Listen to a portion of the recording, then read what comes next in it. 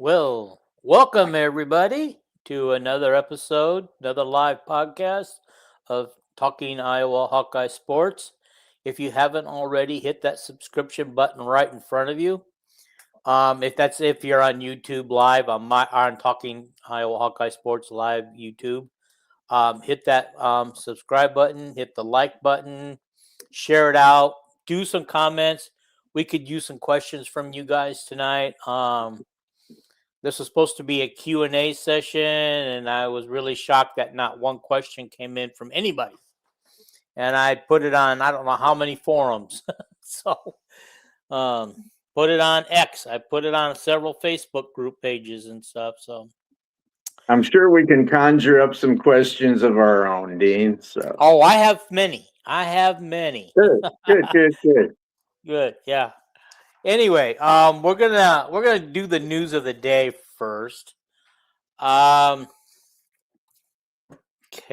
where do we begin? Let's start with this one. Home and home with UConn. Now, yeah. I don't like the fact that we have to go to UConn first. Okay, I think they should come to us first. But that one's scheduled for December 8th at UConn. They don't know which arena they're going to play it in yet. Probably going to see how the ticket sales go for that one. But we are at UConn December 8th this year. I don't know. Do you know the return date in Iowa City? It's the next year, but yeah, I know that. I know. No, I don't pay much attention to basketball schedules this early in the season. So, anyway. Okay. Well, I just thought it was, I mean, if Jan's going to go after a Power 4 type schedule with what she already has, already played. I mean, she's already got USC, UCLA, Maryland on her schedule, Ohio State on her schedule. And you got an improving Minnesota, Indiana, and Illinois on her schedule. What the heck is she doing taking one of the number one teams in the country and putting that on her schedule? Probably trying to help UConn's RPI. Well, if we don't get blown out, does that help our RPI? As long as we don't get blown out, because as you know, we didn't fare well against any of the big names last year. We got blown out.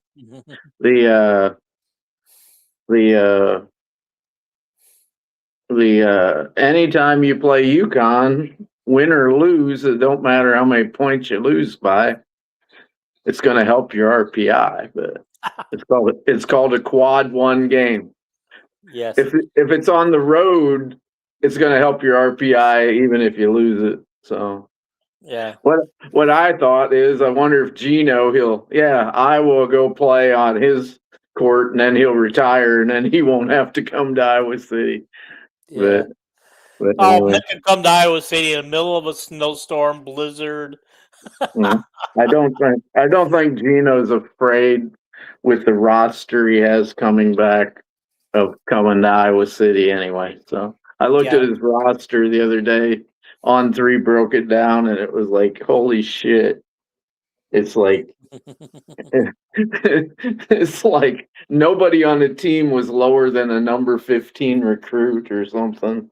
And then he's got like 4 foreign players, and of course they're not rated.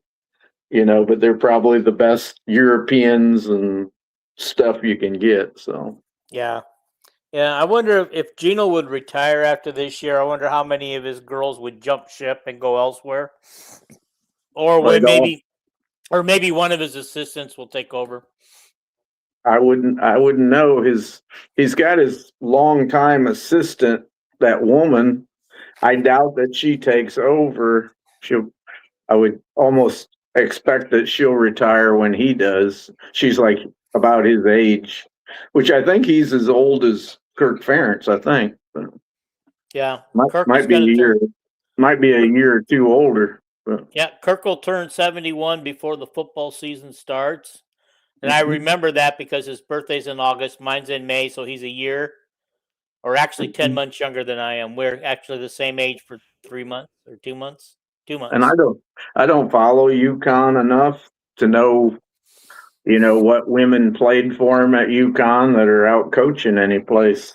So I wouldn't know. They're all in the WNBA. What the heck? Mm-hmm.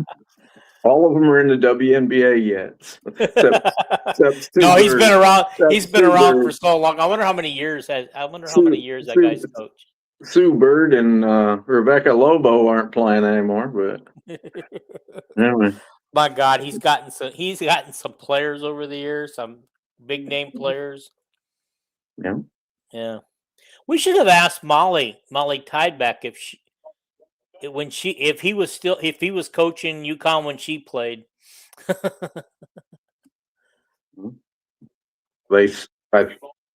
don't know. I would think it was the late '80s when he came to UConn, but I'm not sure. So okay. Alrighty. Okay. So you misunderstood me. I wanted to talk about the 4 games that got times for football. So, dang, I can't even read that. Well, I kind of know the first games, if I remember, like at 3:15. Yeah. Against Northern Illinois. So yeah, we got Northern Illinois is a 3:15 game on the Big Ten Network. Mm-hmm. UNI is a 3:00 game on the FS1 Network. We play Iowa State before we play them. Yeah. Okay, Iowa State is a 6:30 p.m. game on MBC. Mm-hmm. And then, of course, we got everybody thought we'd find out our homecoming game, but we did not. What we got was the Nebraska game at 11 a.m. on CBS on Good Friday. We're going to play Wisconsin at home, and Tom Caker just said by rule, Big Ten rule, the game's got to be before 4:00 in the afternoon. So we know it's either going to be a 3:00 game or an 11:00 game. So. Why? What's the Big Ten rule that I thought? Because they want everybody's homecoming. I suppose unless a school waives it, but they want everybody that's traveling to come to homecoming. That's what homecoming is you're coming home to the university you went to. They want people to be able to. They want people to be able to get over early enough that they can drive home. Okay. I did not realize that Wisconsin was our homecoming game. Yeah. Okay. For Wisconsin. Yeah, and then I just learned I had this opposite in my head that we're actually traveling to Minnesota. Mm-hmm. After our 3 games that we start the season with, and I noticed that none of those game times have been done, but those probably won't be done until a week before the game. The Washington game's at 8:00. Oh, that's right. We got that one on a Friday night, 8:00. Friday night, and it's on FS1. And it's on FS1 because the Fox network will be covering the World Series or baseball playoffs at that time. So yeah, got it. Yeah. The World Series doesn't usually start until October. What were you going to say about the Minnesota game? Oh, well, okay. So as you know, we open up Big Ten with Minnesota, Ohio State, and Washington in that order. Have a bye week, and then we go on the road to Minnesota. Yeah. Okay, Minnesota is good enough to beat us at their home. We could open up the Big Ten season very realistically 0-4. Well, that is just crazy for me to think that it's actual a real possibility. And so you think Minnesota's pretty good, huh?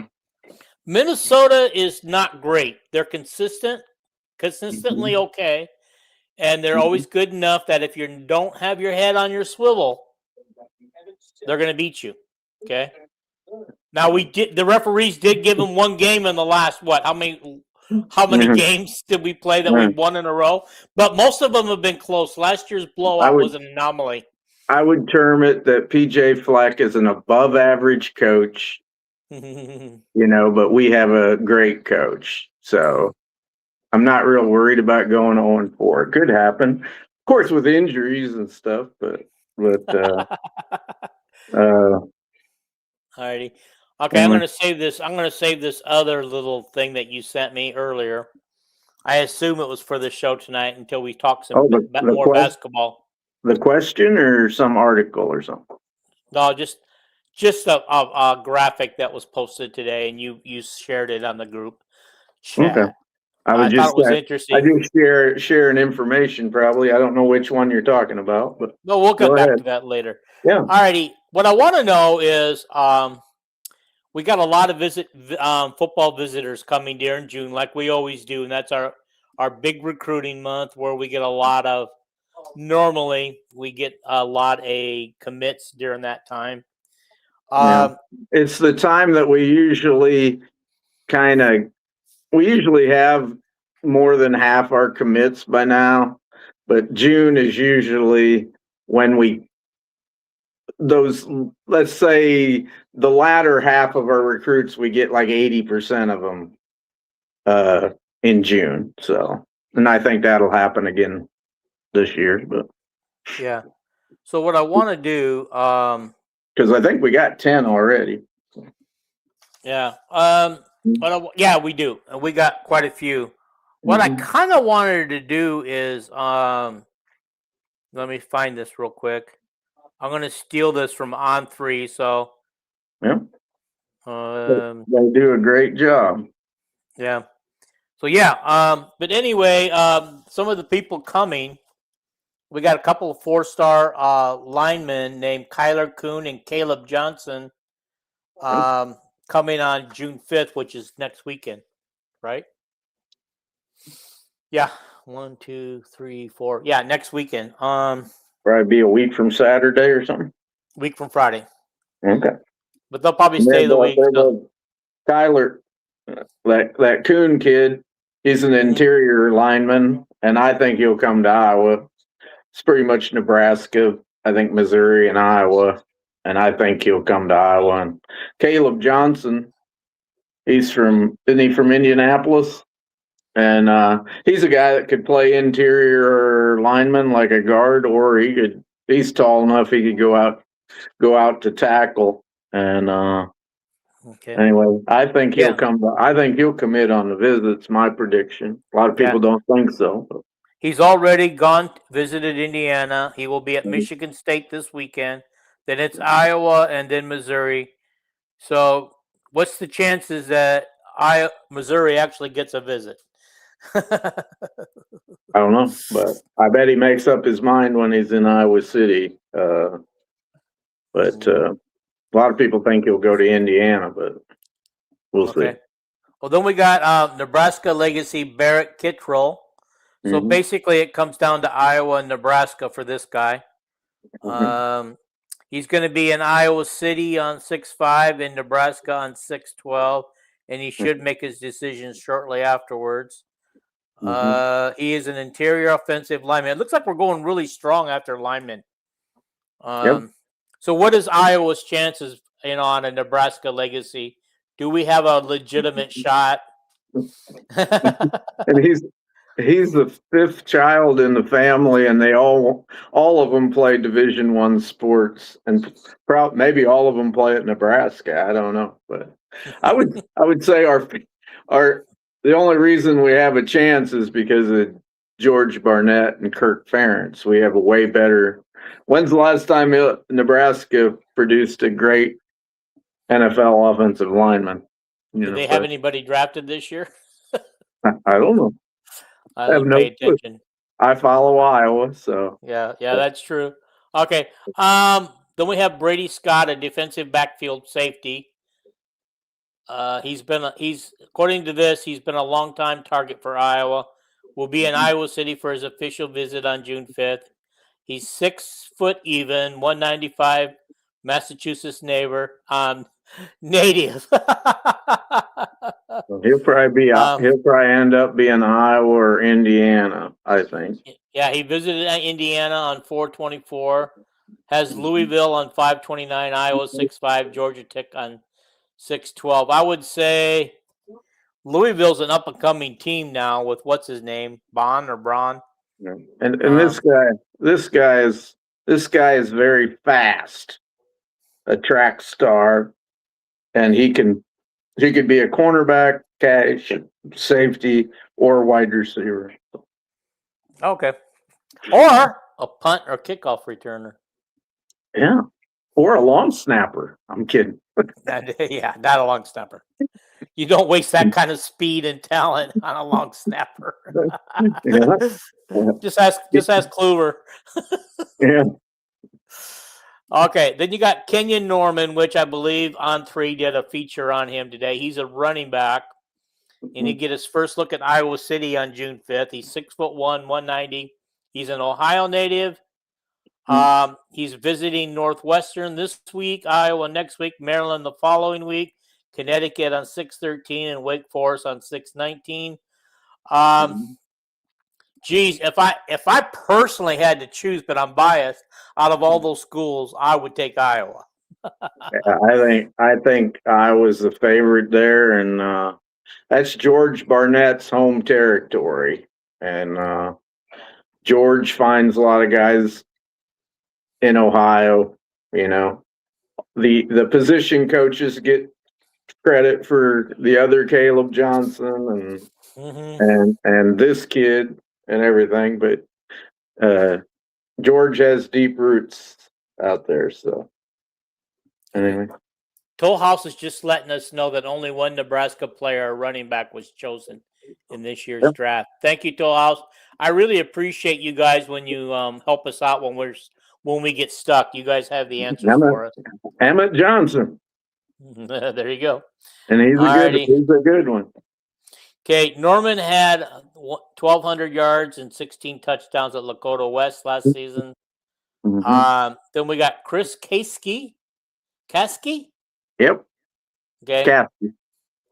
Has 4 official visits coming up, including a stop in Iowa City. He's 6'5", 230. Will also be at Missouri, Illinois, Michigan State. Kasky defensive end, right? It doesn't tell us who he is. Yeah, he's a defensive end. So. Okay. All righty. He's racked up 25 tackles for losses and 14 sacks. So, yeah, we probably need to get him. Okay. Bennett Conkey. God darn it, these names. At least they're easier to pronounce. He's a wide receiver who's a track star. Bennett is quite the story. So go ahead, Dean. Yeah, he's a track star in high school, has now set his official visit for Iowa for June 5th. He's 6'1", 190. Conkey is planning a visit to Iowa, Iowa State, Illinois, and Indiana. He could almost choose any of those schools, and he's working to reschedule a Wisconsin visit. But he wants. He is faster than Tim Dwight. Last year, what's weird about him is he's like come out of nowhere. Last year, his 100-meter time was 11.3, which 11.3 is like that's the speed that a linebacker would run or something. But he the other day he ran a 10.2 electronic time. Tim Dwight, did I say 10.2, right? Yes. Yeah. I didn't want to misspeak. He ran a 10.2, which is Tim Dwight state of Iowa record time almost at the state track meet. But Tim Dwight ran with a hand time. This was electronic time, so we know it was more accurate. Yeah, and we'll see. He might get it to go down I think he visited Indiana pretty early. I don't know. I hope he comes to Iowa. Boy, you can use a burner, you know. Well, if he visited Indiana, it was unofficial because his official is 619. Okay. Okay. The rest of the people coming, so those are our non-commits. The rest are our commits. We got linebackers, Kevin Stecker, Braylon Bingham, and Kyler Van. How do you say that last name? Manen? Van Manen. Manen. Yeah, it's like very Dutch name or Netherlands or someplace, but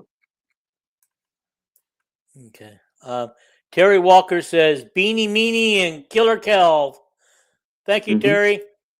Like I said, we give Terry the credit for setting up that interview. By the way, Terry, Mr. UCLA, I was reading the recruiting rankings right now. Mr. Chesney at UCLA has the number 10 recruiting class in the nation.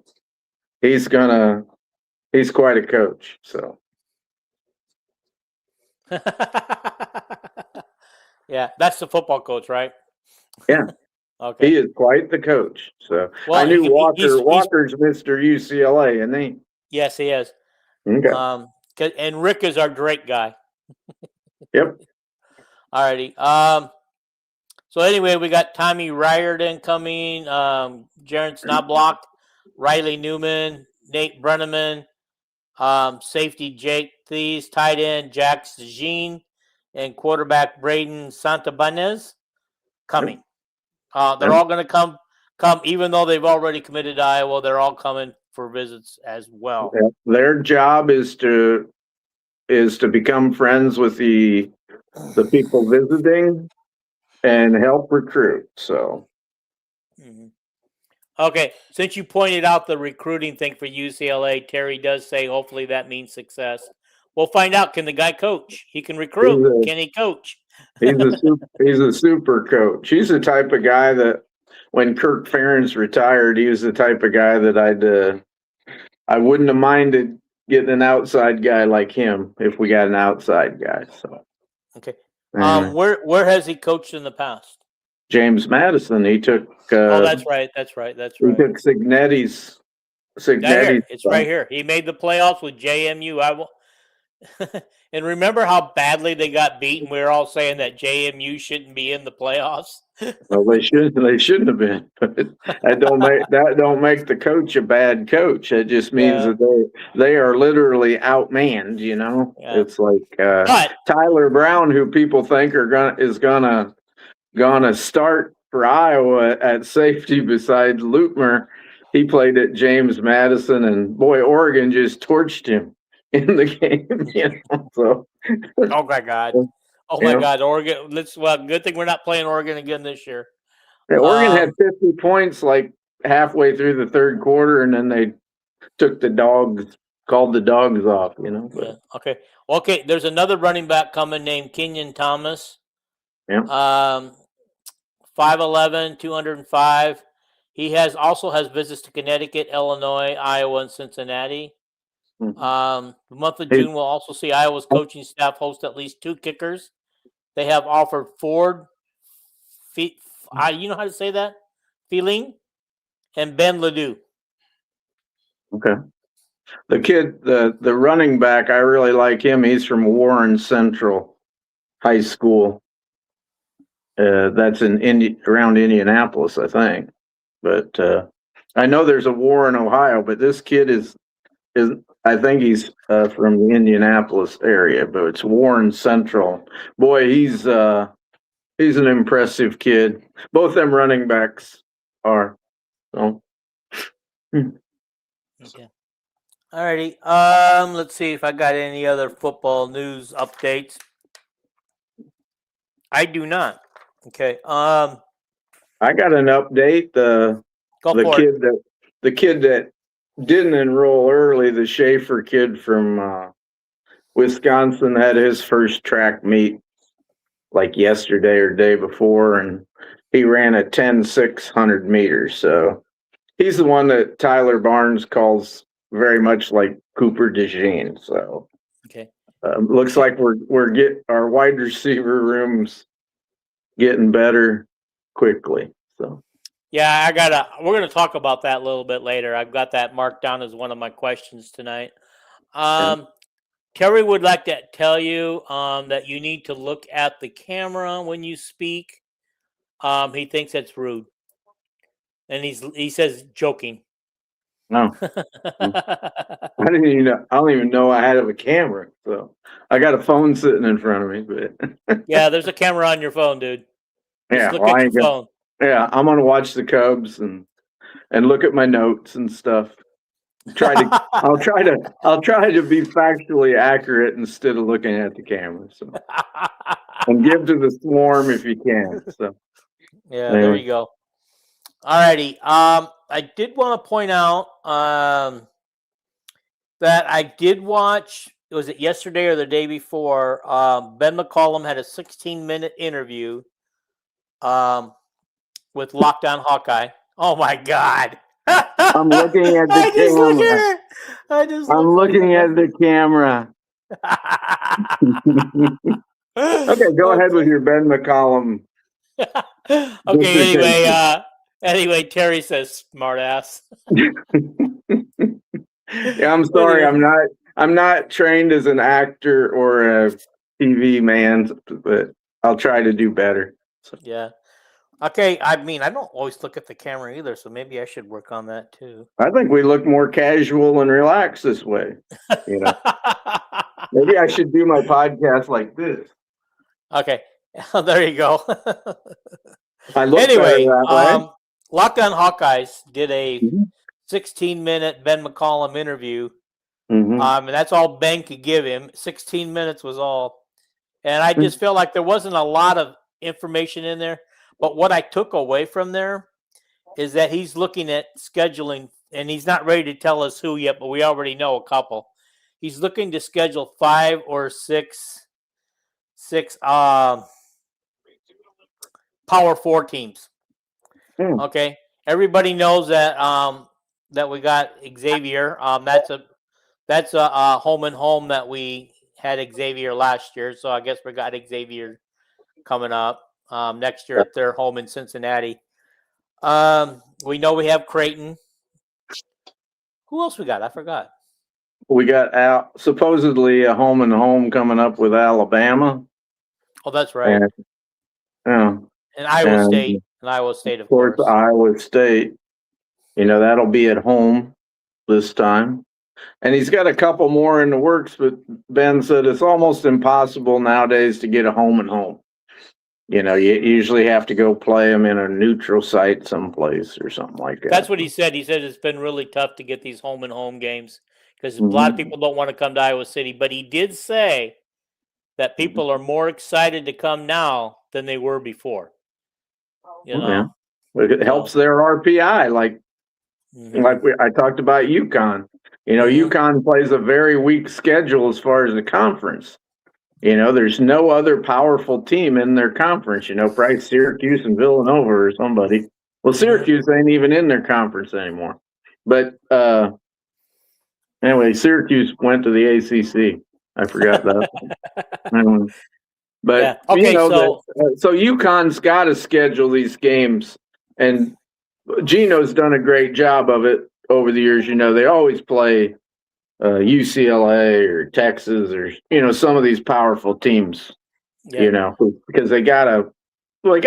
There's no reason for Gino not to play a powerful schedule because he's got such a great roster. Which shouldn't be scared of anybody. So yeah. Well, we're starting to have a little rivalry thing going on with UConn.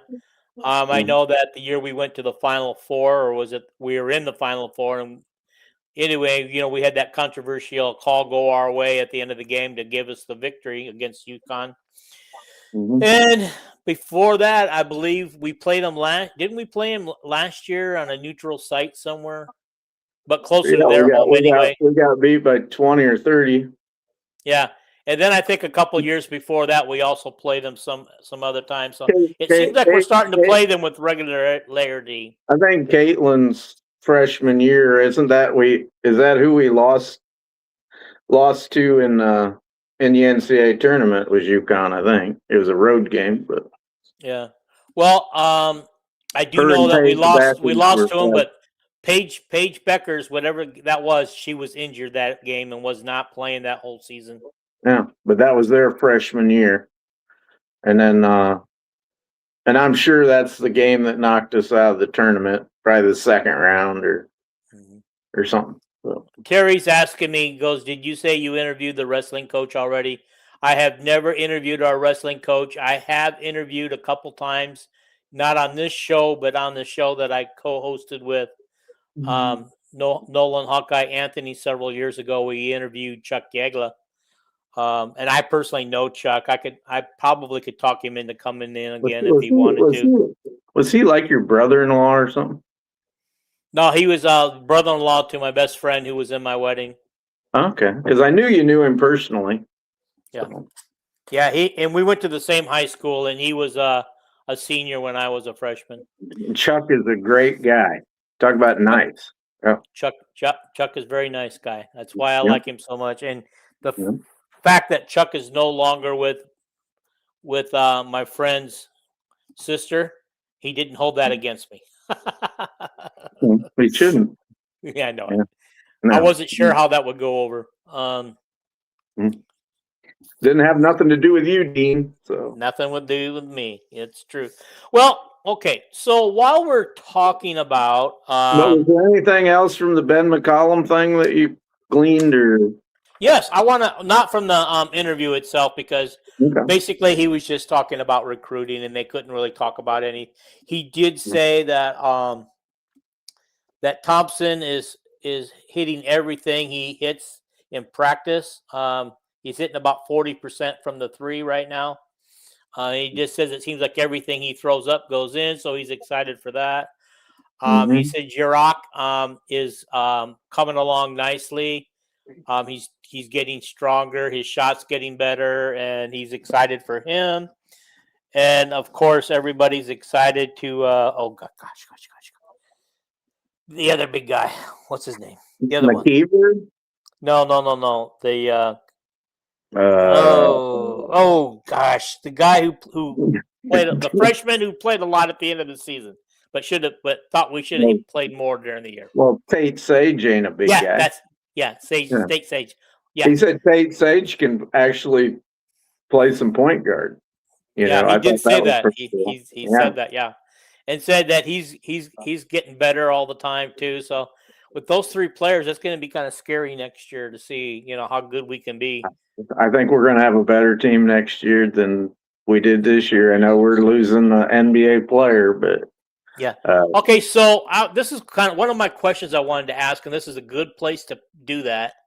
Okay, last year, everything went through Bennett. Okay, everything went through Bennett, and we depended on him. But either to get the right pass off, or get the shot off, or something, or keep that ball in his own hands, or whatever he needed to do, he did. So, do we have somebody like that next year that can just take over like Bennett did this year, or do you see more of a scoring by committee? Like somebody mentioned here, like a 20-point. Somebody needed to score 20. Yeah, here we go. Seth Gecko said Ben needs a 20-point plus veteran score. Does he need that, or can we have a balanced? Can we have a balanced scoring roster next year? I think Ben will more have 6 guys that maybe can score 14 points a game. That'd be 84 points a game. Koch by the end of the season was an offensive machine. And I wouldn't say that Sturts. It wasn't that Sturts was, he wanted everything to go through Sturts. I thought that Sturts was just when they didn't get a good shot in the first 20 seconds, Sturts was the guy that, we'll give Sturts the ball with 10 seconds to go because he's our one guy we can kind of depend on. I think they tried to get close in shots for Tavian Banks and Manyao and stuff like that, but he's going to have a lot of tools this year with Tyreek Coleman, and he's really excited about McKeever's offensive game and Jurok and Sage. And we already said Koch, and I think Combs,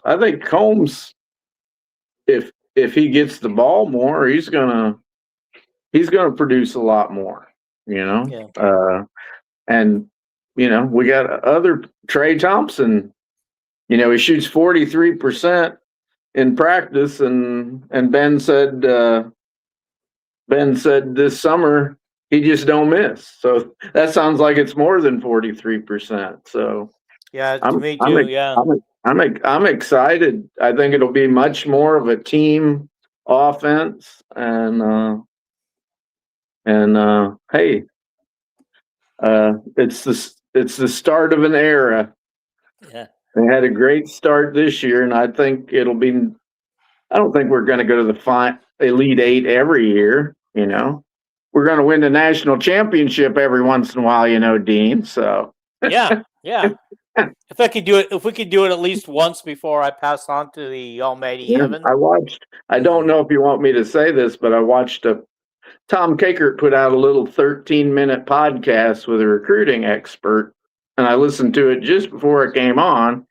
Mm-hmm. And that recruiting expert says that Davian Thompson is really considering reclassifying, like we alluded to the previous podcast. If you got him and you got one of them point guards, ridiculous point guards in the next year, boy, Katie bar the door, the talent. That Daughtry kid, Tom Kakert's just in love with him. And Tom says whenever you talk to him, Michigan's recruiting him, Kentucky, UConn, and Duke, and Iowa. But all he talks about is Iowa. All he talks about is Ben McCollum. It sounds like they're building quite the relationship. Yeah, it's maybe I'm sure he can get $5 million to go to one of them other schools. But maybe he's the type of kid that says, I'd rather take $1 million and just play for Ben McCollum because he's the best. The kid loves Bennett Sturts, and so anyway. Okay. All right. Okay. First of all, I want to. Terry said, "Check your email, Dean." I did, Terry. There's nothing from you in the email. Toll House, Jacob Cook was named to the president's list at Iowa, and Peyton McCollum was named to the dean's list. I'm glad academics still mean something. Congratulations to them. I agree. I sometimes wonder in this new age of Division I college sports if we've lost sight of the academics and the degrees that these guys are getting. And Ava Hayden and Taylor McCabe were the academic stars on the women's team. Yeah. But I did want to point out that the picture that went with the article is not Jacob, it's Cooper Koch. They put Cooper Koch's picture in there. I don't know if I'm the only one that noticed that it was Cooper Koch's picture in Jacob Cook's place. I didn't notice that. I looked at the picture and everything. Of course, I don't really know what Jacob Cook looks like, but he doesn't get into games very often. So he doesn't look like Cooper, I can tell you that. Okay. It's obvious that it's Cooper. Okay. Somebody just saw Cook and clicked it on and put it in there. And that picture, by the way, originated from the official Hawkeye website. Yeah. Unless they did a misspelling and actually Cooper, it was actually Cooper who was the academic hero of the day. But anyway. Okay. I still don't have anything, Terry. You said that you CC'd me in on an email. I still don't have anything from you or anything copied in on. It was probably an email on how to look directly into the camera while you're talking. I think it has something to do with the head wrestling coach, Brands, and we're going to talk about him tonight. I got him on too. Yeah, Terry, if you have any questions while we're talking, fire them, Yeah, fire away. Any of you guys got any questions, fire away, because this was supposed to be our Q&A episode. And it can be a we're question punting about, tonight. We're It could punting be tonight. a question about anything, rating this or anything, Do you think we should fire Tim Lester? I don't know. Anything. Yeah. Well, I got one question that came in. How many Sprite 2 liters does Kelvin down in one day? I don't even have any, but oh, I guess about okay. All righty. Darn. I really don't. That's not my favorite pop. Once in a while, when I know I'm going to do a podcast, I'll grab a 2-liter if I got one and set it here, because then I don't have to get up because our podcasts tend to go for 2 hours or more. Yeah. And usually one of these little bottles don't last. But anyway. Yeah. It's funny. I can remember when I used to limit this podcast to an hour, and I just cut it off, and Paul would get mad. He goes, "We don't know how to end a podcast. You just cut it off." Can I ask a question for everybody? Go for it. What are the percentages, 25%, 95%, 50%, that Caitlin, when she's a free agent, re-signs with the Indiana Fever? Okay, so I think that'll be 2028. Yes, because she's already signed through next year. They've already taken their option on her for next year. So whether she likes it or not, she's a Fever unless she agrees to a trade. I'm not saying she doesn't like it. I'm just asking what people out there think and think it through, salary caps and all this stuff. Obviously, if they give her a great big contract, somebody's got to go, So think it out. What do you think? Okay. Well, here's one. The Savannah Bananas are playing at Kinnick Stadium in June. How many organized baseball games have been played at that stadium since it was constructed in 1928? I Googled the answer. Okay. Toehouse, I don't know, because in my lifetime, I don't know that it's ever happened, or that I know of anyway. So I'm going to say 0. Oh, I was right. I was going to say that the dimensions of Kinnick, it's too narrow to play baseball in, I think. But that's why they're the visitors has those fans on top of them. 0 games, although the stadium was built on a baseball diamond. Who knew? 1929, it was built, I think. So. By the way, when the Savannah Bananas were in, I believe, Pasadena not too long ago, my grandson and my daughter and my son-in-law went to that game. They managed to get tickets. Tickets were sold on a lottery basis, and they got lucky and got lottery. They won the lottery and got tickets. And so when my grandson Ben comes up to bat in baseball now in his little league games, he has a banana on the back of his building. Back of his belting, back of his helmet. By the way, they won their little league championship, but his season's done because even though he's the best player in the league, he's not moving on to All-Stars because his parents don't want him to. He's going to focus on soccer. Okay. All right. Seth Gecko wants to know if Ben's going to add anyone else. I think he said that he's actually trying to get somebody, a point guard or something, but I think he said it doesn't necessarily have to be a point guard. Am I correct? He said maybe a guard like that, and then of course he would add Tavian if he can come back. Well, now I heard when on the interview today but it wasn't actually today, but I heard it today. Lockdown Hawkeye said that it seems, and he said this openly to Ben, that it looks like Tavian Bank coming back is a closed book now. Yeah, that's what Condon said, and Ben just looked at him like, I love Ben. It's like, how many you got? How many's on your roster? Oh, I don't know. Hey, Tyler Teichman, how many is on our roster? And Tyler goes, 14, sir. Well, Tyler says we have 14. I love Ben that he don't comment on shit like that. But anyway. Okay. Well, he can't technically anymore, isn't it? Because What? isn't Tavian Banks now technically a recruit now because he's no longer a Hawkeye, but he can No, come back and be a no, Hawkeye. Okay, no. He's on the basketball team yet. I mean, does the guy who lost NCAA ruled against that one guy from, I think it was Texas Tech, a quarterback or something? well, the gambler. Yeah, you can't gamble and play football. Oh, okay. I thought it was a guy trying to get a fifth year. Sorsby, he gambled thousands of times and hundreds of times on his own team.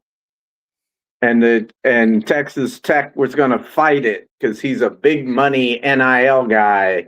He was a Cincinnati quarterback last year, and he started out at Indiana. If you want to know his full bio, he started out at Indiana, and then he went to Cincinnati and was very successful at Cincinnati. I know Jason really liked him or something. And anyway, and then he went to Texas Tech this year, going to get a lot of money. Everybody at Texas Tech gets a lot of money. And then they found out he gambled, and he's in Gambling's Anonymous now, trying to break his addiction he says he has. And the NCAA, of course, say, well, you cannot play football if you've gambled, which we all know the rules, Yeah, because Iowa players found out. Even if they bet on one game. Yeah. Iowa State got theirs reinstated, but I don't know if those guys ever ended up playing a game. But Iowa decided not to fight it. Like Iowa State hired lawyers and fought it and won. Iowa, no. And that's the reason why. That's the reason why I can't think of his name now. The one that Kirk fought so hard to get him to play, and then. Mm-hmm. Yeah. And Arlen Bruce never played again. Of course, he had transferred, and Kai Shudak, the backup punter, kicker, he never played again. But I don't know who these Iowa State guys are that come back and play. I don't know who they are. But does anybody have an answer to my Caitlin question? I'm saying 95% that she does not come back to the Fever. Holy shit. I thought I was going to be controversial and say 50-50, How do you not re-sign the gal that's like almost leading the league, and she's third in scoring and number one in assists? I don't know how you do that. Okay, Terry wants you to repeat the question. What's the percentage chance that Caitlin, after she becomes a free agent, stays with the Fever? And it's an interesting question because there's a salary cap, and they already gave Boston a lot of money and Kelsey Mitchell a lot of money. They re-signed Lexi Hall, Sophie Cunningham. I couldn't understand giving Cunningham and like $600,000 a year or something. But anyway, that's the question. Okay. All righty. So, because Toll House says, I love the fact that Ben looked unshaven at the interview. It tells me he's busy recruiting. One thing I know about Ben, I see every one of his interviews. The guy's like me. If he don't shave twice a day, his beard grows. He's a guy that always has, what do you call it, a 9 o'clock shadow or whatever you call it, Dean? Yeah. Yeah, 9 o'clock or 8 o'clock shadow, something like that. Yeah. Yeah. Okay. Terry says they will restructure. The sad thing is the Fever are going to have to come up with a lot of money to keep Caitlin in, and what she does for ticket sales there and everything. They're going to want to keep her because. I think the whole key is Caitlin in 2 more years. Is she going to be happy there? Does she want to move on? I don't know. Yeah. But, here it is, her year 3, and she's still getting pushed around in the league.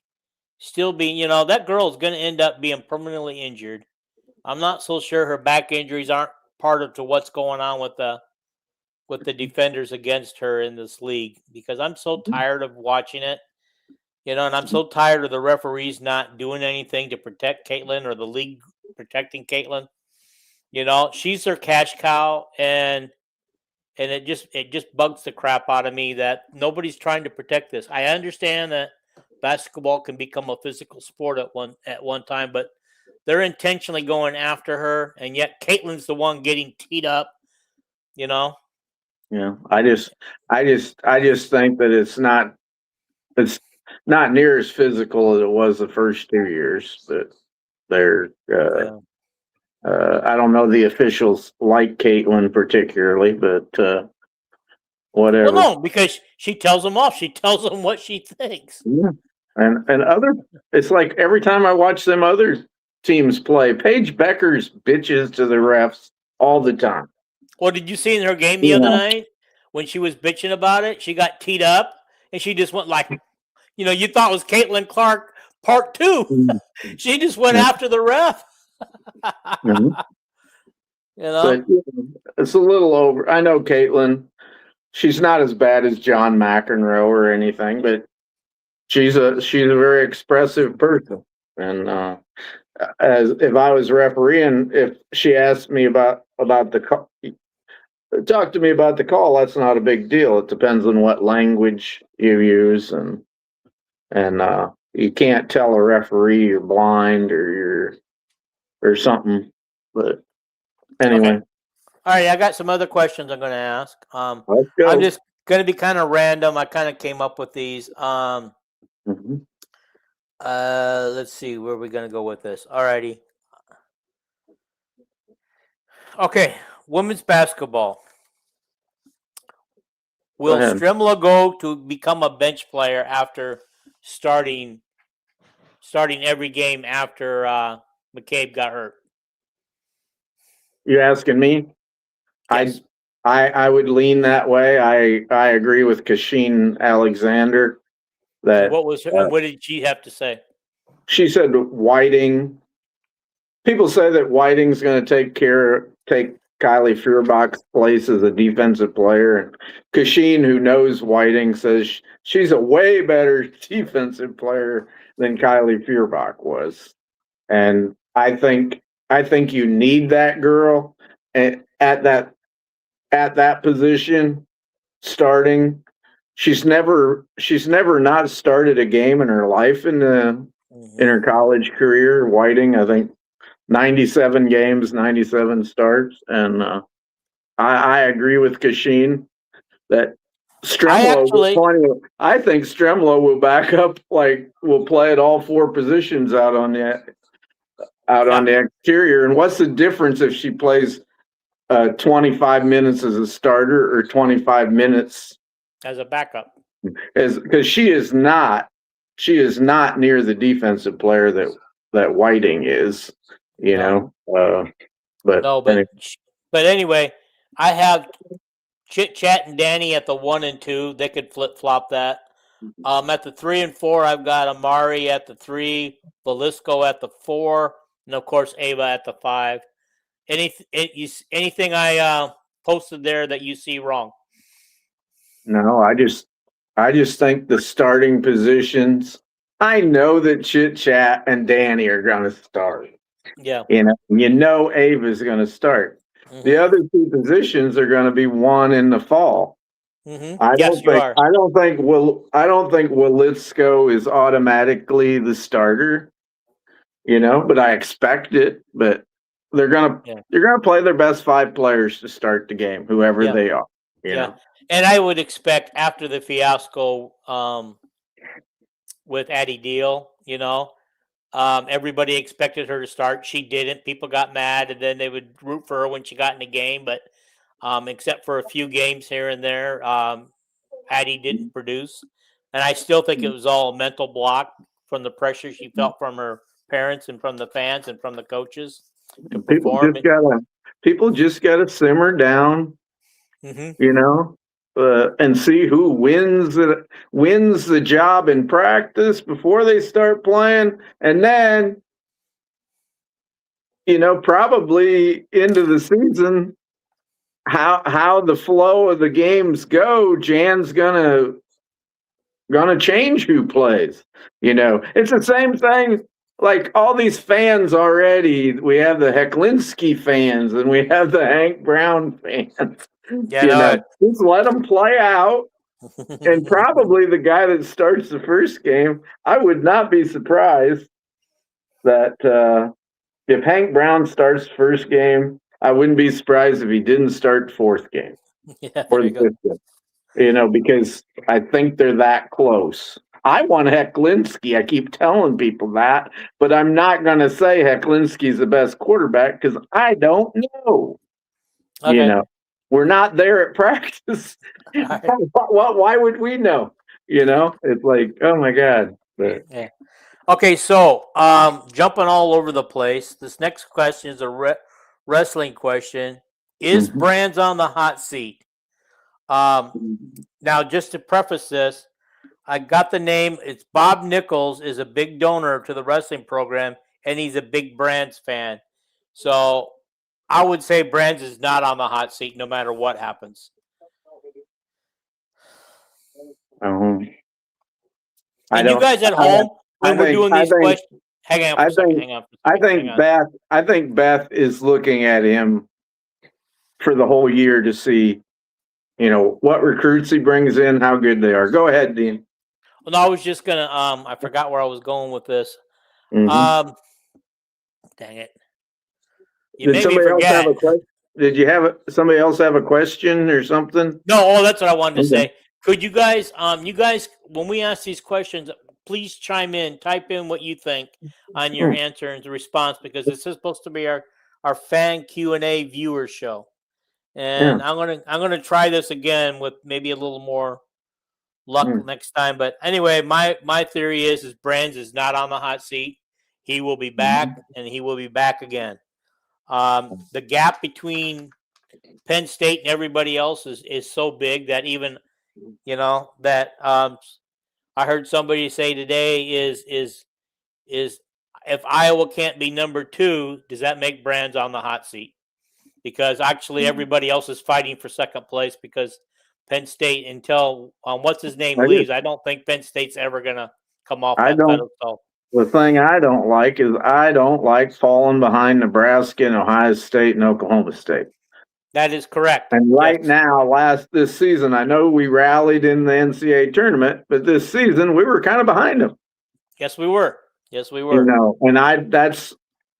we should be getting good enough recruits and have good enough coaching that Oklahoma State maybe is buying a team, and they have a Cale Sanderson's assistant down there. Maybe we'll fall behind Oklahoma State here, but any of them other 2 teams, I don't really stand for that, Yeah, Ohio State, Nebraska, no.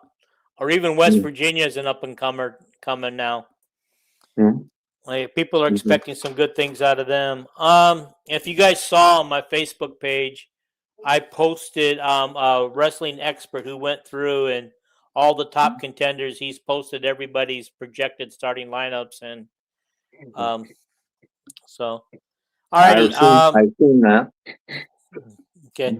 Alrighty. Iowa wide receiver group is getting a lot of hype. Will they live up to the hype? Because it's not the first time the wide receiver group got hype and they didn't live up to it. Well, first of all, the quarterback has to throw to them and actually get it to them. But assuming that the quarterback's going to get the ball to these wide receivers, are they going to come through for us and actually live up to the hype this year? Anybody can answer this. Of course, Calvin will, but you guys can too. You guys are out there. Tell me what you think. I do know that the wide receiver group, if you count the incoming freshmen, which is a very good incoming freshman class, I will say, and they got some walk-ons that people don't even talk about. I will say that the wide receiver group is the deepest it's been maybe ever. I mean, ever. And I really mean that. So I'm talking about when Hayden was coach or anything.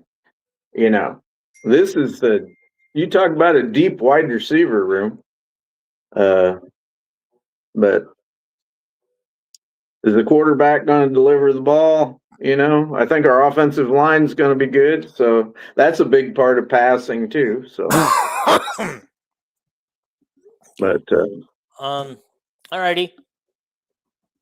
Okay, so all right. Here's another one. Philosophy. well, are you gonna answer your wide receiver question or? Oh, I'm taking a wait and see attitude because we've gotten burned so many times. Yeah, so you're smarter than I am. Yeah. Alrighty. Should Iowa State and Iowa football game is about to get renewed. We don't know how much, but according to Jamie Pollard, they're in talks to renew their contract, which actually I believe runs out after this season. And so, should this game continue or not? And what's everybody think? I would love to hear from you guys out in the audience there that are watching. All of a sudden, our comments have dried up. I don't know why. It's all right. They might have went to the bathroom or something. I think that I know as long as Kirk Ferentz is there, they're going to renew that contract. The only way they won't is if the Big Ten and SEC decide that they're going to play each other a game. What do you call it? Have Big Ten SEC rivalry games, which I hope they don't do that. I hope we keep Iowa State and renew it forevermore. So okay, I just checked on my phone. Yeah, not having the issue with people are not commenting all of a sudden, but that's fine. What do you think, Dean? Okay, here's my thought. I think we should continue it no matter what. But if the Big Ten goes to 10 games, or if we add an SEC crossover game, which they are talking about, then I think Iowa State game needs to be dropped because our schedule's already tough with USC, Oregon, and Washington in our league, and probably UCLA pretty soon. And so, adding those 4 teams, it just makes our schedule so tough. It makes it harder to win games. And, and I'll be honest, I wish those 4 teams hadn't been coming in. I wish we would have just kept the status quo. I wasn't happy when Rutgers and Maryland came in. But, as it turned out, I don't know that I think we've only lost to Maryland once, and I don't think we've ever lost to Rutgers in football. So that turned out to be a good thing for Iowa. Yeah, and I think the reason the Big Ten is getting all this money being piled on to them from the TV networks is because of the expansion, Dean. Yeah, I agree. There's a lot of TV sets, and boy, them 4 teams we added on the West Coast were all storied programs. I know UCLA's been down for a few years, but UCLA was always a powerful program. So, got my ice all stuck in there. Okay, here's another question for you. Should the Iowa men basketball add back Drake and you and I on a regular basis, or at least every other year or something? I don't think so, but what do you think, Dean? I think we should. I know that there's a no win for Iowa, and it's a win for these guys. I know that Iowa can't win either way, but it certainly beats playing Maryland, Baltimore. Maybe. And, but it adds a little bit spice to the game by playing you and I, because some of these guys probably feel slighted, having not been recruited by Iowa. You and I has always given Iowa a rough time and even beat Iowa a few times. Yeah. I don't remember the last time Drake actually beat us, but I was at one of the Drake games, and Drake may have won that game back in the day. So I don't remember. It was back in the field house. It was back in the field house, though. So I don't remember if we won that game or not. It would have had to been in the 70s. So yeah. I agree. I could be wrong. I could be wrong. Wait a minute. When did no, it was like 1980 or 81. It was before. It was that the field house was wrapping up its years, and I don't remember when Carver Hawkeye opened up, but it was right before Ludo. I think Lute Olson got to coach in there one season before he left. He coached the Carver when it opened up. The first game was the Michigan State game, which we lost, and we lost. We lost. It was we shot a shot at the buzzer, didn't go in, and like from half court, Bobby Hansen took it. But so that was I don't remember. I don't remember losing to Drake that year, but you're probably right. So well, I don't know if we did or not. I just don't remember. It just seems like if I seem to remember watching Drake in the field house, and I seem to remember losing, but that could have been before that. Yeah, I know we lost to Drake before, but I don't think since the 70s. But I could be wrong. Okay, does either the men or the women get to the Final Four next year? This next season? I say no. I don't think either one gets there.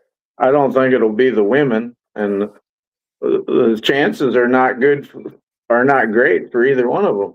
But anyway, but I don't, with this darn transfer portal, I don't even know who South Carolina and UConn are going to be great for the women, but I really don't know who's going to be the overpowering teams anymore because the rosters change every year, Yeah, and that's just it. It's really hard until, like Ben says, he doesn't really know what he's got until everybody gets there in June and they start practicing. It's kind of hard to tell when you start bringing in new players and transfer portal people exactly what you're going to get, and it's got to be hard for all these preseason magazines when they come out to try to figure this out because all you can do is base it on the reputation and the popularity and how good these players are that you brought in and how good were the players that you lost. Yeah, I've seen people predicting the top 25 men's basketball teams, and I think everybody's picking like Florida and Michigan to be number 1 and 2 or something. So is Michigan bringing everybody back from their title team? No, most of them. I don't know all their names. They got like 4 or 5 guys in the first round. Yeah, Michigan. But here's something that really bugs the crap out of me is all these portal people. Okay, you're a Michigan fan. Okay, Michigan won the title, but not one of them was a Michigan man. They all came in from different schools. Okay, is that really how you want your team to be? A one and done team that you bring in all these portal guys and they win? I think honestly, I kind of like how our coaches do it. They always use the portal to replace their needs. They just don't go out and go out and just fill the roster just to fill the roster with a whole bunch of portal people and get rid of the people they got because, both Ben and Kirk said that they want to build their program through high school recruits and use the portal to fill needs.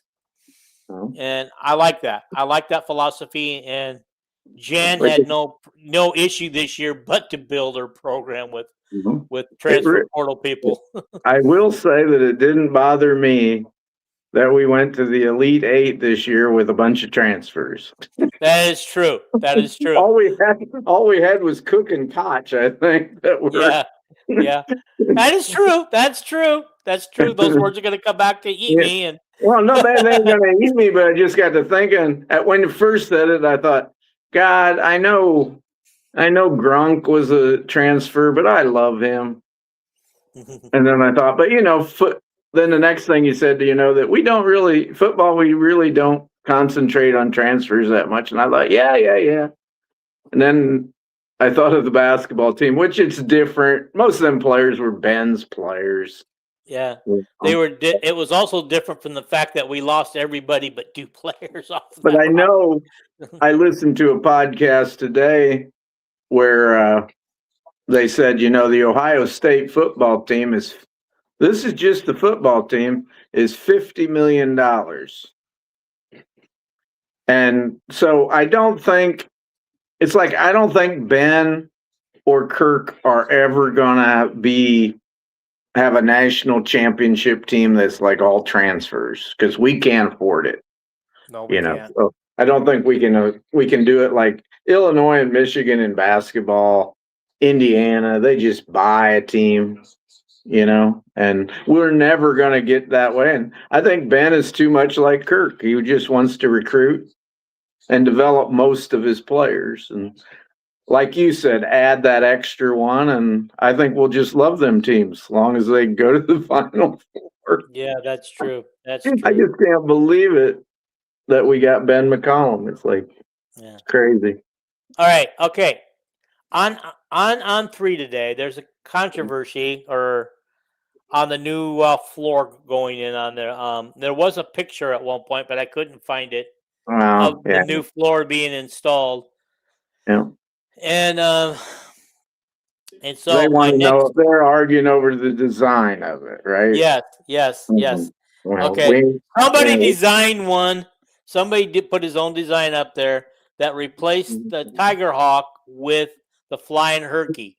And I'm going to tell you what, I thought that looked sharp, especially the revised version where it had Hawkeyes underneath the Flying Herky. I've always loved the Flying Herky. I hated that we don't use it much anymore. As you can see, I'm wearing Flying Herky today. That's what we had at midcourt when Ronnie Lester played, and I loved it, But I did the design that guy put up. The Herky was a little too big. It was a little too big. Way too big, But I can live with it anyway. I know that Beth has said that Ben and Jan and the players on the teams are going to have great input into it. So I doubt that any of these people on 3 threads are gonna get their design they want. No, I agree with that, but I just thought it was quite interesting that somebody put like up that Flying Herky, but yeah. But I my favorite one was with the Flying Herky with the words Hawkeyes underneath of it. Toehouse says he loves the old Herky design. That's because you and I are both older, and we both grew up on older Herky before. Toehouse old, is he? Yeah, he's like a year younger than me or something like that. Oh, that's old. Yeah, I know it. Okay. Toehouse said that today, Paul Finkbein said a rumor is a particular SEC team is spending $60 million on their roster. Which team would that be? That wouldn't surprise me. A&M's done it before, but that would be it'd be LSU, could be any of them. Tennessee, Vanderbilt's got a lot of money. I don't think they're quite up into that territory. I bet Vanderbilt's probably in that 35 million area. I wonder how much Indiana's spending. I don't know. They got plenty of money, but yes, they do. But there's teams that overdo it. Like last year, Texas Tech on all sports. This was all their sports put together. 180 million.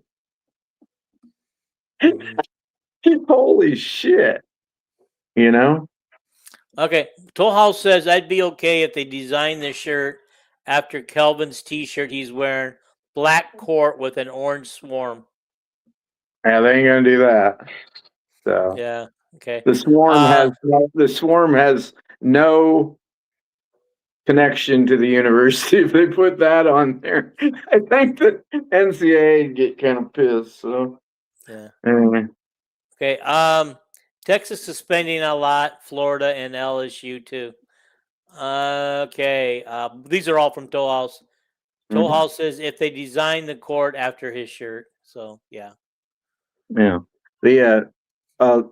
As I said, I put together a thing last year before the football season was what I approximated what every football program in the Big Ten spent on NIL, and Iowa was near the bottom. I strongly disagreed with Brad Heinrichs that thought that Iowa was, right around that eighth, ninth spot in the Big Ten in football spending, and I sure disagreed with him. But over half of the Big Ten last year spent well over $30 million on their football program, and they're upping it this year. Yeah. So, Toll House says, my mistake, and I'm 67. So actually, he's 3 years younger than me. Dang it, I'm really old compared to everybody here. Are you going to be 71 or are you going to be 70? Is it tomorrow? Yep, I'm going to wake up as a 70-year-old tomorrow. I hope you wake up. Me too. This is the only podcast where I'm a regular, Oh my God. If I die too soon, you guys won't have a podcast to be on anymore. The only other one that I actively appear on screen is Zach Hawkeyes. And I just do that when he's all alone and needs somebody to talk to. So, anyway. Is that the guy who's on the same network as Corey? Yeah. Okay. He's a really nice young man. So. All righty. Okay, I'm going to ask these. I got 3 questions left. Okay. All righty. Now, I just kind of this is not an opinion. This is, what is your all-time favorite? What is your all-time favorite Hawkeye game of all time? Basketball, football, wrestling, whatever you want. Baseball. Oh my God.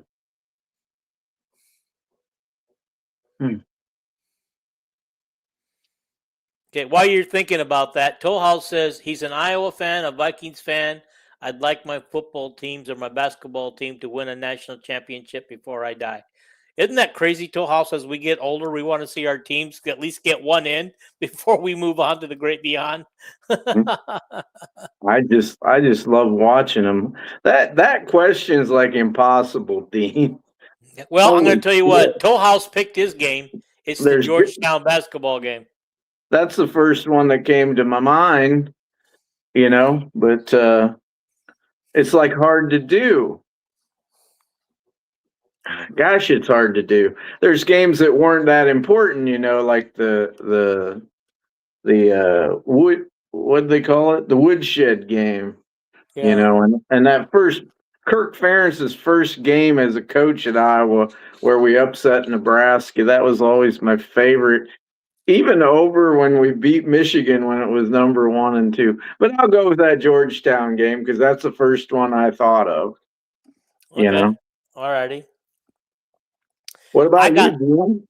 I got so many. One was the Iowa win over Michigan, 1-2. That'll stick out in my mind forever. Mm-hmm. The Georgetown game sticks out in my mind forever. But I'm going to be honest with you. I think I added a new game I like. The Sweet 16 win over Nebraska this year. And that Florida game was something.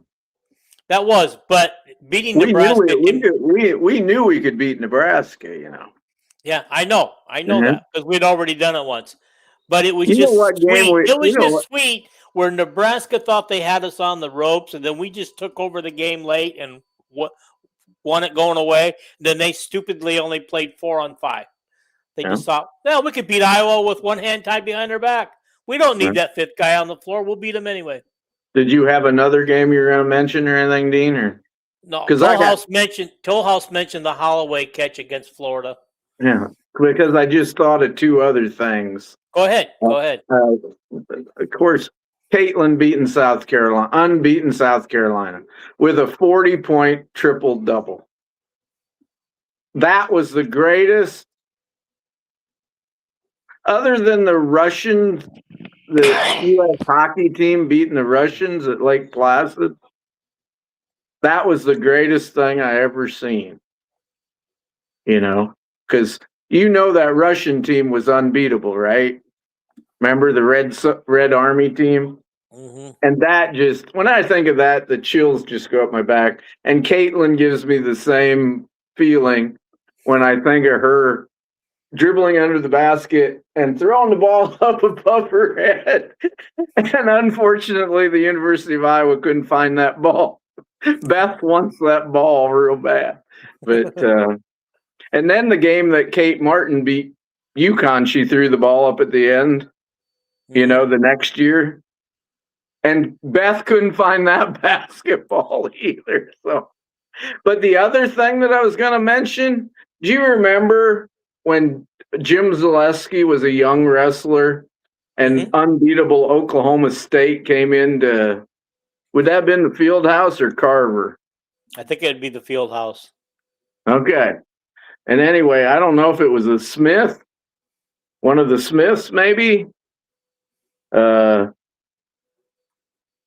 I don't know, but this guy was number one wrestler, and Zaleski was like a freshman.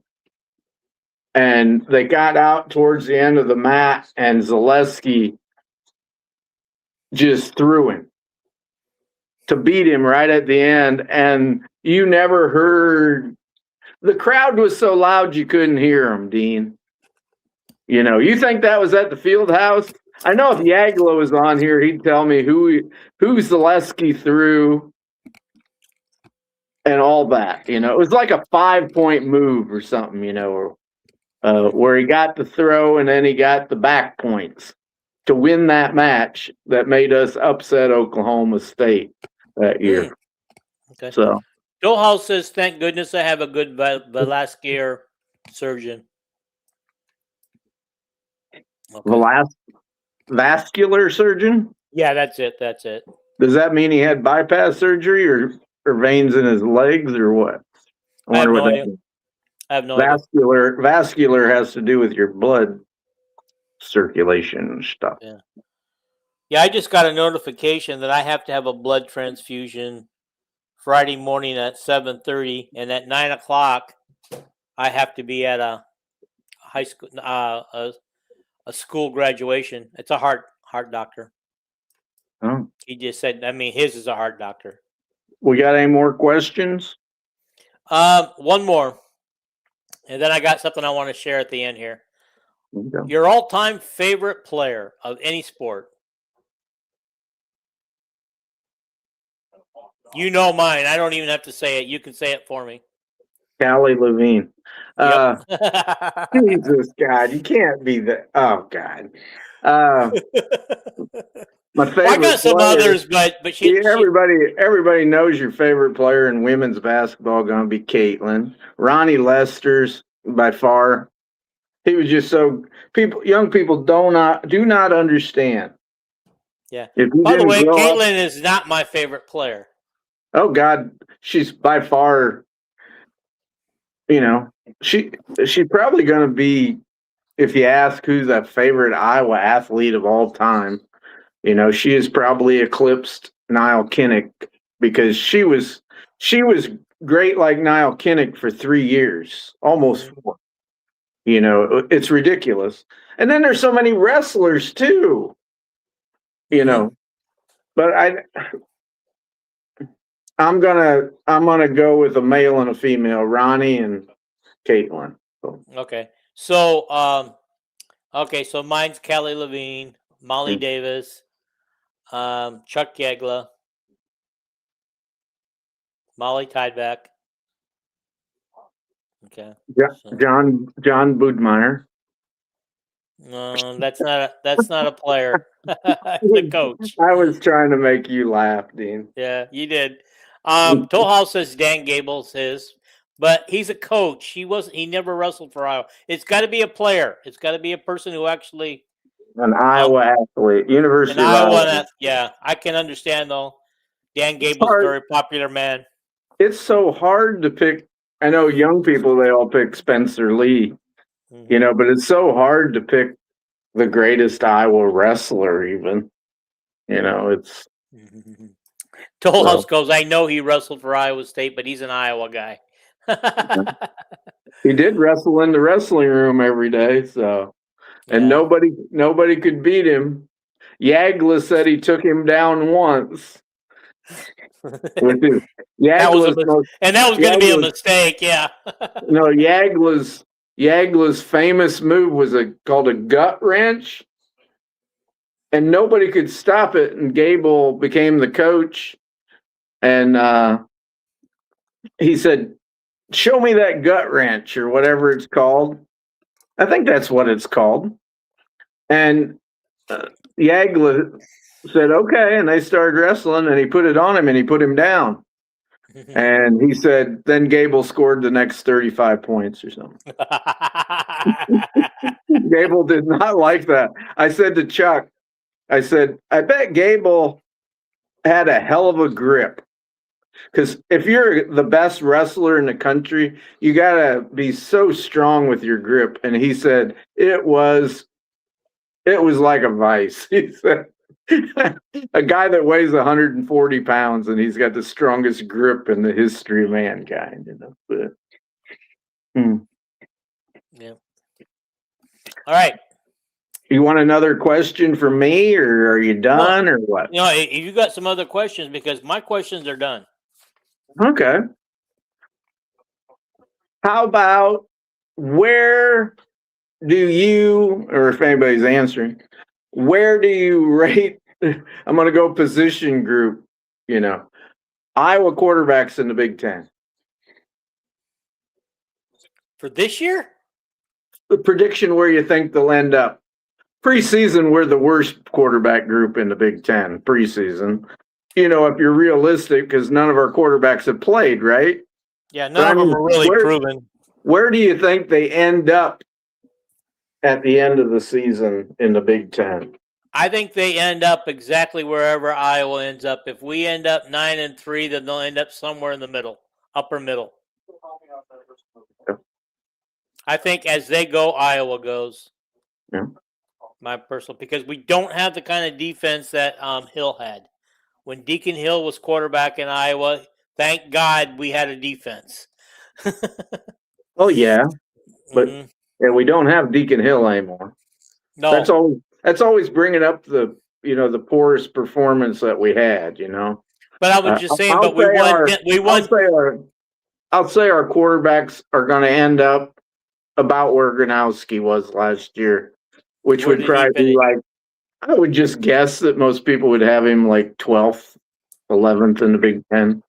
Yeah. Because there's that freshman quarterback at Maryland that nobody knows about. He was like unbelievable as a freshman. And Washington's quarterback, Dante Moore, was probably at the Heisman ceremony, and Sayan's going to throw for 4,500 yards at Ohio State, because that's what Ohio State quarterbacks do. So I'll just say that about 11th, maybe. So Sayan and Dante Moore will both be finalists for the Heisman again.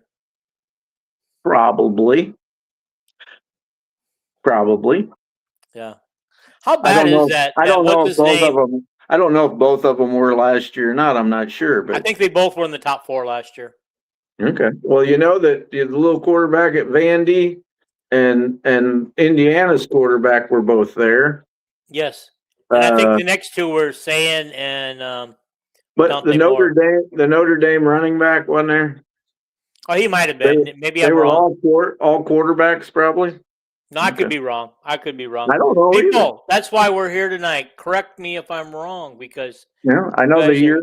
I know the year before that, Scatterboo was there. And then the who were the top 4 finalists for the Heisman Trophy this year? Last year. Yeah.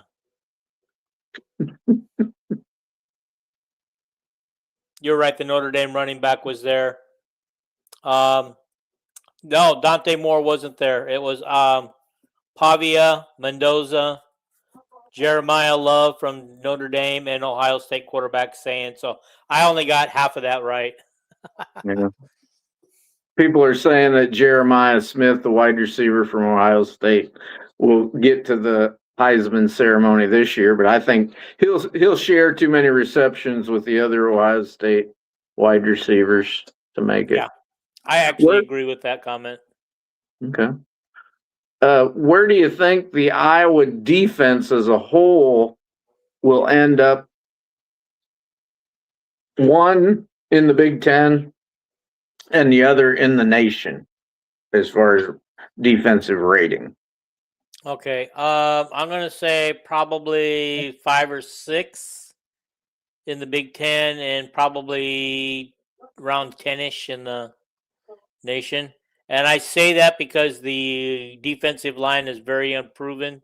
I do think that the back will be okay. We'll be okay in the back, but that defensive line is going to have to really step it up. And I just think that they're really unproven for the most part. And I wonder when the last time was that the Iowa defense was that low in the Big Ten. it's been a long time. I would think so. Time. I know our defense wasn't extra superb, 2 years ago when we had Caleb Johnson, but I bet you they were in the top 3 or 4 in the Big Ten, weren't they? I think so. They were. They gave up. That's the reason why we were only 8-4 Caleb Johnson's year, is because we gave up a lot. I'll say that the Big Ten the Iowa defense is going to dip all the way down to number 3 in the Big Ten. I like how you say it, dip all the way down. All the way down to number 3. I'm trying to think who in the Big Ten. The defenses that'll be the best in the Big Ten will probably be Michigan and Oregon. That's hard to imagine Oregon having a defense. Oregon had such a great defense. We couldn't run against Oregon last year. Yeah, they had this guy named Bear Alexander, and they're back, I think. And only Oregon could afford to keep Dante Moore from the NFL, and I think they have a great offensive lineman they paid to come back. He might be a center or something, and then 2 defensive linemen that would have been drafted pretty high. They pay him to come back. The NFL can't compete with an Oregon payroll. But I would say Michigan and Oregon might be above Iowa, but that's about it. And then in the nation, I think we'll drop a little bit. We're usually like 8th, 9th, 6th, 7th, 8th, 9th in the nation, and I'll say we're going to be 14th. Okay. But I should look at the schedule better. Maybe some of them teams are going to be bad offensive teams we're going to play. We know Ohio State's going to be good, and we know that Washington has a quarterback, but I don't know if they got a lot of their offensive line and their running back. All I know is all the polls have Washington pretty high, like 15. Yeah, I'm going to wait for the preseason magazines to come out, the physical magazines, and then I'm going to make my predictions along that line, and we'll revisit that, where the quarterbacks and the defense end up and things like that. Okay, Dean, here's another one for you. Okay. Put these in order. The top 3 scorers for Iowa women, it's going to be who the 3 is going to be, right? Starting backcourt and Ava. But in what order do you foresee? And if you want to put how many points each one scores a game, that would be even more remarkable. Okay. Since Jan's going to the 4 and 1 out, back to what they used to do, I'm going to say it won't be Ava. It would be Ava if they had used the same they had last year. So I'm going to say I'm going to go with Danny Carnegie, number 1. Ava number 2, and Chit Chat number 3. And the only reason why I go with Chit Chat number 3 because I see her role being more of a distributor this year and not as much of a shooter, because we really depended on her last year. But now we've got some nice pieces to complement around her. And I think she's going to, and she always said that she likes getting the ball to the open people. Are you going to put like a points per game for each one, kind of a guess or something?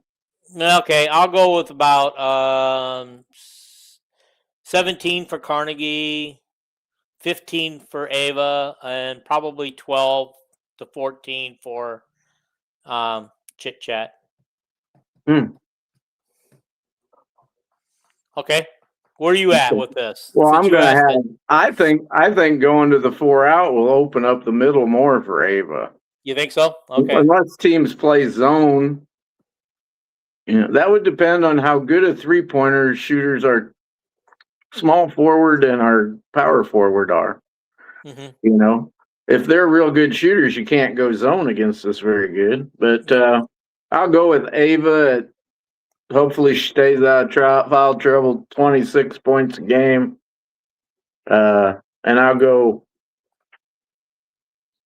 Chit Chat and Carnegie. Both miraculously score 18.1 points a game. So right there is 62 points. So you're looking for us to probably go back and score in the 80s on a regular basis like we used to. We better. If you're going to go small, you better. Mm-hmm. I mean, because you're going to get probably out rebounded, right? How many times did we get out rebounded with last year's lineup? Not very often. That's going to say because not with Hannah and Ava, yeah. Hannah, Ava, and Journey were pulling down rebounds last year. They On 3 wrote that. You've probably seen that article where they did the Iowa roster breakdown. Mm-hmm. And what they wrote about Journey was she was 4th in the Big Ten for offensive rebound efficiency and 5th defensively, and she only played 15 minutes a game. The most Yeah. underrated, what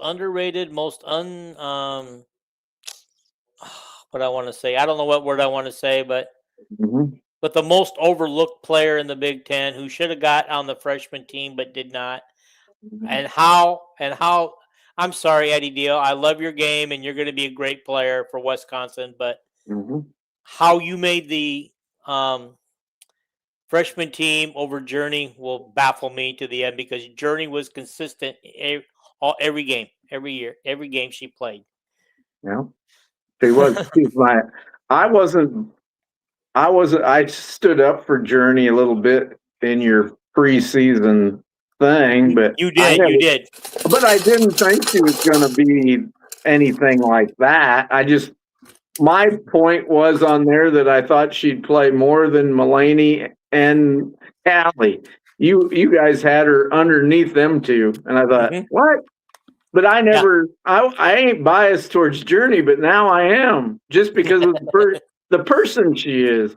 Yeah. Well, the reason why I went with that when because she said I compete for after Addie left, and then they interviewed her. Randazzo was it that interviewed her, and she goes, "Well, they ask her about playing time, where she's going to play, and she says I want to play out on the perimeter, and she goes, but I'll just show up and I'll compete for my minutes like that." She wasn't gonna, because the question he asked her was, did you think about leaving?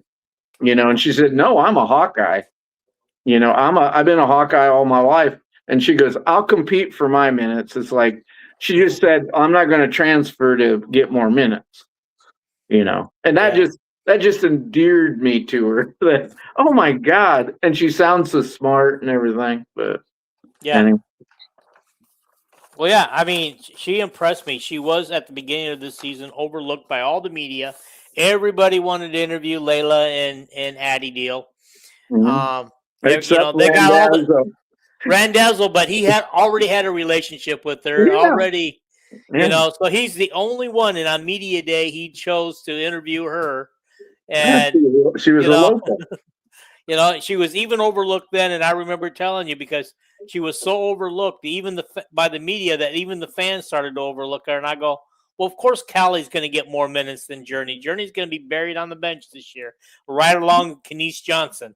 Okay. 2 more questions, and I know your legs are probably bothering you. I'll get off here pretty soon. Okay, how many points Callie going to average this year per game, and how many is Addie Deal going to average, and how many is Emily going to average? Okay. And we don't know anything about their rosters much, But I think one of the reasons why Callie went, because I think she was guaranteed starting time and playing time. So I'm going to say Callie averages around 16 points a game, between 14 and 16. Okay. I think what's going to be with her is her ability to pass. I believe she racks up some assists this year. And I think she'll work on that 3-point shot that she was pretty good in at high school, and somewhere in her college life she lost that shot. Mm-hmm. I don't know why, or how, but it does happen. And then Addie and Emily. Okay, Addie, I see the same thing at Wisconsin. She's going to be the star of Wisconsin.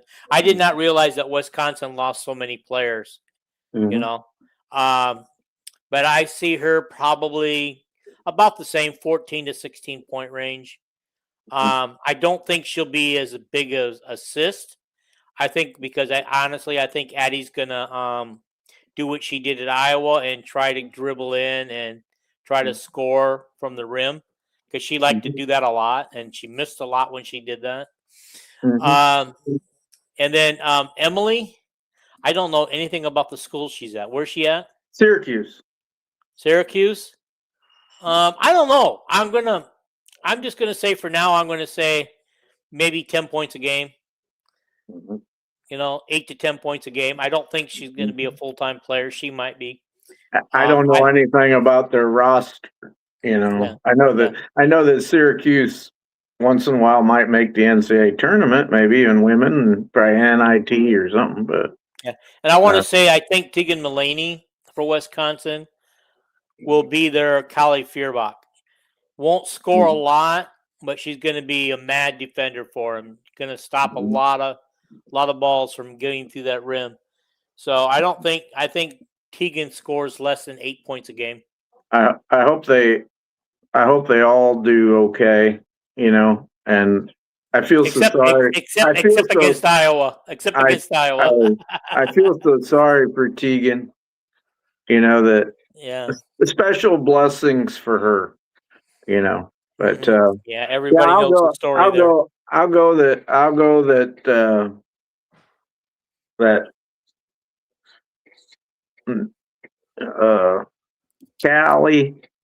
Callie ought to score 16, 17 points at UNI, I think. I would think she would. I think she'll be she'll be about the best athlete. I mean, she's in the Missouri Valley, ain't she? Yeah. I can't wait for her to come back to Iowa City and put on a show, but I want her to put on a show. I know you do. But then the rest of the team has to go kaput because I don't want her winning the game.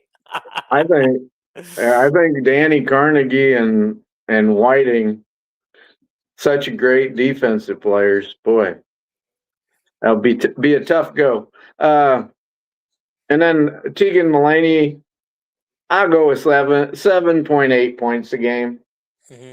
I hope, unless she's a 3-point shooter.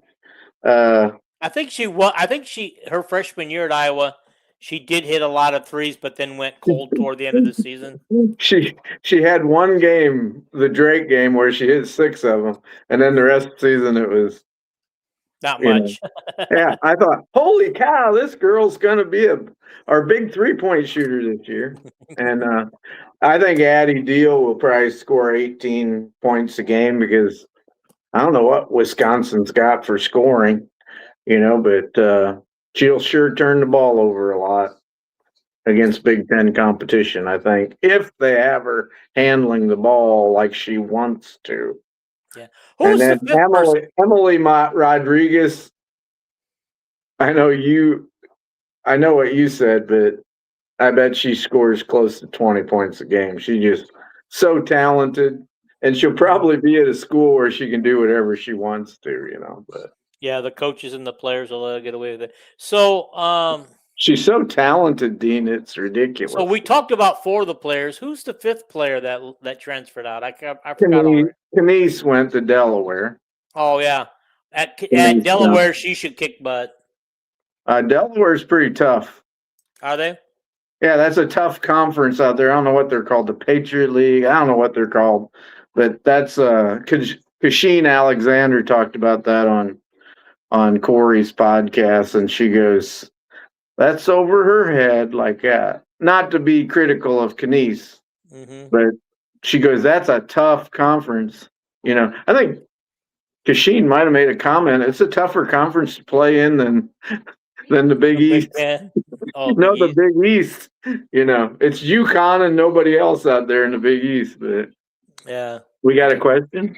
Yeah, Toll House says, I think Deal is an approve it year, and if she does well, she'll transfer again for the more money.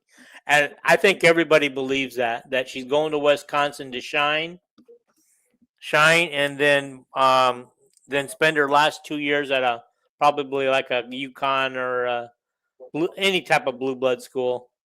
I think that if she does well at Wisconsin, she'll probably stay there, unless Jimmy Sullivan transfers too. I think they have an agreement. Okay. All right. An agreement? Is this at the end of the next school year, no. I think at the end of the next school year, when they both can go in the transfer portal again, Deal goes in the portal, he goes in the portal. They're going to discuss where they want to go because she could possibly go anywhere, especially if she has a great year at Wisconsin. They can go. Either one of them can go anywhere. I know that, but I'm just saying that and Jimmy could follow her to whatever school because I just can't see them maintaining a long distance relationship, even if it is just a couple hour drive from Madison to Iowa City. It's not that bad of a long distance relationship, but I think it will all depend on. Everybody just says that Jimmy gets along so good with teammates and stuff, and it'll probably be maybe more how great Hecklinski is. If Hecklinski's a year younger than Hank Brown, so if Hecklinski's really good and Bessinger's really good, then I could see him transferring. Maybe he'll go to Wisconsin. So if Hecklinski could be our starter for possibly the next 3 years, correct? Because he's got 3 years of eligibility left. Yeah, Hank's got 2. He's got 3. And then what's Jimmy got? 4? 4 because he's already played 1 year. He's already played 1 year. Yeah, he's got 4 because I was going to say, well, they all get 5 now, but he redshirted, so that's one of them 5 years. So yeah, Bessinger's got 5 years. So I was just thinking that if Jimmy hung around, Jimmy could be our starter for his last 2 years. It's possible. It depends on how he's doing. How's Fitzgerald doing? But you said you heard rumors that Bessinger's the highest rated quarterback we've gotten. I don't know how far we got to go back to Christensen, I guess, maybe Jake Christensen. But okay, but we know that don't mean that Bessinger's any good. Yeah, I was just going to say Christensen might have been a high-rated quarterback, but look at the results of that guy. People get so caught up in this guy's a 5-star, this guy's a 4-star. Bobby Sanders and Dallas Clark were no stars, 0 stars.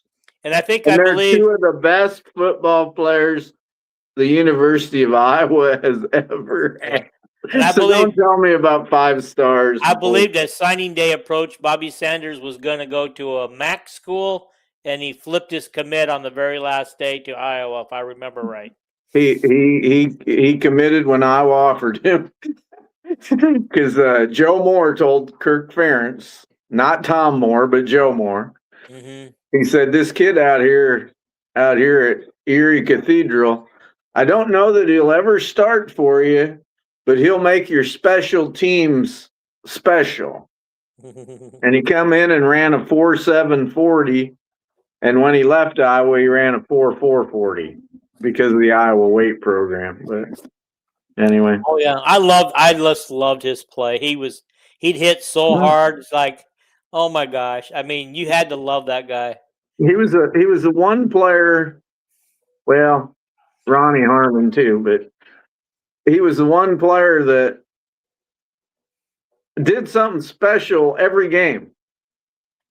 Whether it was blitzing a quarterback and decking him, picking a pass off, which Bobby probably didn't pick a lot of passes off, but just his great tackling ability and I coverage. wonder how many people he took out of games, literally injured them so know. hard I after he know. hit them. I know one thing in the NFL. I was a Chief fan, and I remember it was Dick Vermeil's last year with the Chiefs, and we had two great running backs. One was Priest Holmes, and we had another one, and both of them guys were like guys that got 1,000 yards in a single season, more than that. And on successive plays, the Chiefs were down near the goal line, and Bobby took Priest Holmes' kneecap out on one play, and then the next play, the backup running back, he took him out. And I love Bobby Sanders, but those were my Chiefs, you know. So we put in the third running back, Larry Johnson, the big guy from Penn State, but Bobby took him out in the pros. It wasn't just college, you know. He was the human bullet. I called him the human bullet. Didn't Larry Johnson end up at for the Cardinals at one point out in Arizona? Or am I wrong? No, that's that Johnson from Clinton, Iowa. Oh, that's okay. Larry Johnson, he played for the Chiefs for a few years. He was a big guy, and his dad's the defensive line coach at Penn State. But I don't think Larry probably didn't have a real long journey as an NFL running back. He probably got hurt too, you know. Running backs in the NFL usually don't have a big, long shelf life. That's why Walter Payton is so great, you know. But. Okay. All righty. One more thing before we do this. Yeah. Okay. I'm going to put this up here. Oh, we can't even read it. Never mind. What's it about? This is the best Big Ten coaches in the Big Ten. I believe McCollum is number 2 on this list. Number 3. Number 4. Number 3. I wouldn't trade him for any of them. Yeah. Well, I think Izzo's number 1. No, it's the May at Michigan, number 1. I thought Purdue was number 2, and then Izzo, and then Underwood, and then McCollum, but I could be wrong. Okay. I can't see it, but I'd have McCollum number 1 myself. I mean, yeah. Does them other guys have 5 national championships? No. Well, Izzo might. Yeah. And the only Big Ten football coach the only Big Ten football coaches I'd take over Kirk Ferentz would be maybe Signetti, and I'd take Dan Lanning, and I'm in love with the UCLA coach Chesney. Maybe I got him way overrated, but okay. All righty. Did he wasn't what about, let's jump over here. You got to give your opinion. On what? Which one? Where does Jan rate Big Ten women's coaches? Oh, now think about it a little bit, because there's some good ones. I know. Obviously, I'm going to give the UCLA coach first place. Obviously, she earned it the last 2 seasons. I don't know, man. Jan's only in her 2nd year. I would probably put her down at 5 or 6, somewhere down there. Okay. I think the Minnesota coach is a rising coach. The Illinois coach is going to have a special team this year. I just believe that they're gonna make some noise. So I think that coach is put together. Even what is she in her 4th or 5th year now at Illinois? 3rd, I think. Yeah, the year that they beat Caitlin's team, and Caitlin said that girl is going to be, that coach is going to be trouble at Illinois. That she's going to make Illinois good. So she'll be going into her 4th year then. Yeah, and then did you watch her interview with Randazzo? I did. I was so impressed with her interview. Yeah, I loved it. She goes, at the Big Ten meetings, we took a picture. It was the Iowa table. She said, me and Jan and the coach at Wisconsin and Brenda Fries, we all got together for a picture of Iowa girls coaching in the Big Ten. You know? Well, at least they can be friends. But there seems to be a lot of. That's really something. She made the comment. She goes, "Isn't that something? that little state has 4 Big Ten women's basketball coaches. But Iowa has always produced some fantastic women basketball players. But how many college coaches until Lisa came along? It was always, let's go hire Vivian Stringer from Pennsylvania or wherever she come from. I think you were onto it there. Tollhouse says I love Brenda Fries of Maryland. Of course, she's an Iowa girl. Yes, she is. Mm-hmm. Cedar Rapids, Iowa. Mm-hmm. And so, yeah, I'm going to move Jan down the list a little bit until she's been around a few more years. But the one thing about the Illinois coach I like was that they were talking about that Divine girl that she got to come to Illinois, that they tried to recruit. I think there's a couple girls now on her team that she originally recruited but went elsewhere but came back. And I believe she said that Divine girl. Yeah, I think that Divine girl is the first Iowa girl she's ever had on her team. Unless I misunderstood what she was talking about. That's what she said. She was the 3 girls that went other places. One of them's Aaliyah Guyton, and then Divine Burridge, and then the other one, I don't remember where she went, but she come back this year too. So she has the last, if I'm not mistaken, the last 3 Illinois women players of the year. Yeah, and then I'm sure Burridge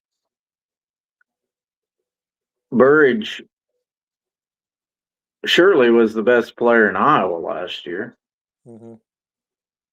I can't think of anybody that they might have gave it to somebody else, but they shouldn't have.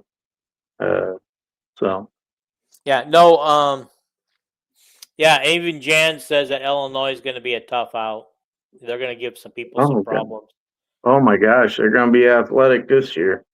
And Aaliyah didn't beat Iowa last year, so she may want to give it another whack. And the Illinois coach said that game at Carver Hawkeye Arena was the best college basketball game she was ever involved in. And boy, that was a great game. She goes, we were ahead by 7 with I don't know, she said 4 minutes to go or something. And she goes, it was just back and forth and back and forth. And both teams played so good, it just, it was a great game. Didn't she mention something about how loud Carver was during that game? Probably. I mean, how many women play in an arena that gets that loud? Yeah. Well, here's the thing with Iowa is that they do get a little bit behind. The crowd really gets into them when they start their comeback. And I don't know because I said I was busy working during the Virginia-Iowa game. And I do not know if the crowd never got into it, but those girls feed off that crowd energy. They always have, but this particular game, I don't know if the crowd had any energy for them. You couldn't blame the crowd for that game. They were into it.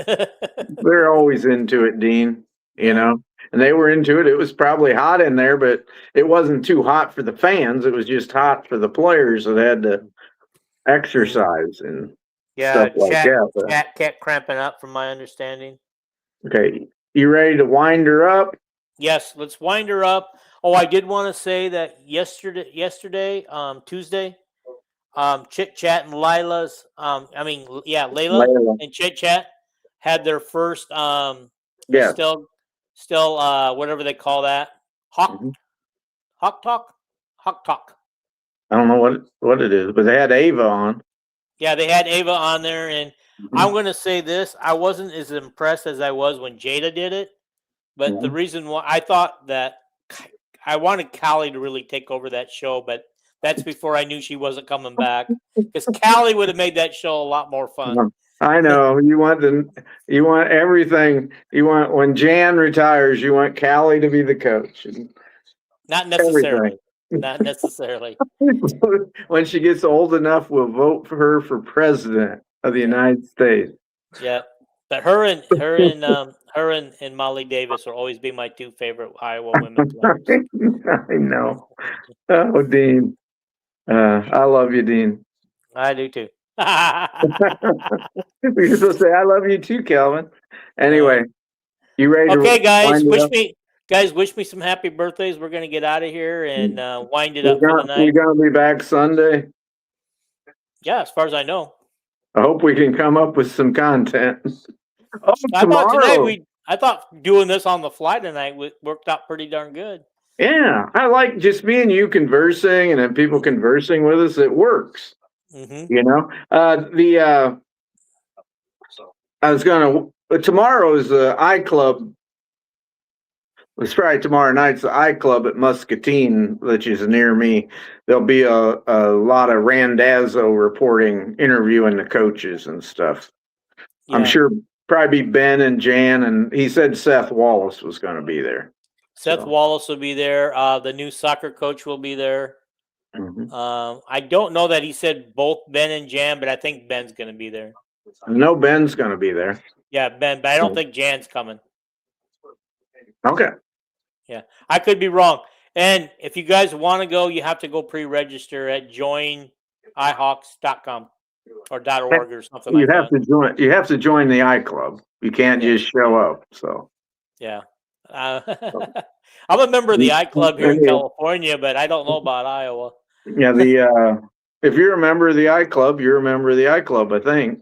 Oh, it's a national thing, yeah, too. Yeah, but I'm also a member of the California iClub. These iClubs have been very well attended this year. Been a jump. So yeah. Okay, I think it's time to get out of here. Okay. Thank you guys. Remember to hit that subscribe button if you made it this far. Hit the subscribe button. Hit the like button. Leave us some more comments afterwards. Wish me a happy birthday afterwards, and whatever else. Happy 90th birthday tomorrow, Dean. Yeah, there you go. Today is my father-in-law, or was my father-in-law. He's deceased now, but his 93rd birthday. Was he a pretty good guy? Yes, he was. Good. Yeah. Okay, we're gonna get out of here. You've been blessed in life, then, Dean. So. Yes, I have. Yep. All right. We're getting out. Thank you, guys. See you Sunday night.